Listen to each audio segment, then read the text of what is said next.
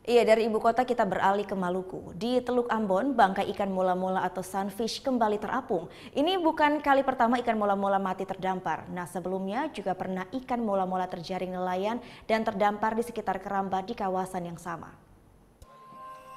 Terapung di pantai Minggu siang, warga temukan bangkai ikan mola-mola di kawasan Desa Poka, Kecamatan Teluk Ambon, Maluku.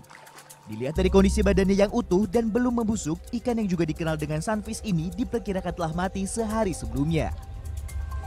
Untuk mencari penyebab dari kematian, petugas Kementerian Perikanan dan PSPL Sorong, BKSDA Maluku, dan polisi langsung memeriksa tubuh satwa laut yang dilindungi ini.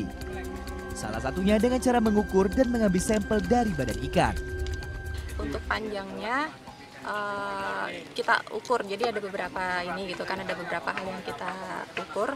Kalau penyebabnya udah tahu? Penyebabnya kita seperti yang tadi saya sampaikan, kita tidak bisa ini apa penyebabnya, jadi harus. Kalau dalam kondisi tubuh ada yang luka-luka atau gimana? Kalau tadi kasat mata sih dia baik-baik saja, tidak ada goresan atau apa seperti itu. Untuk menghindari pembusukan dan pencemaran laut, begitu laut surut, ikan mola ini akan dikubur di pesisir pantai.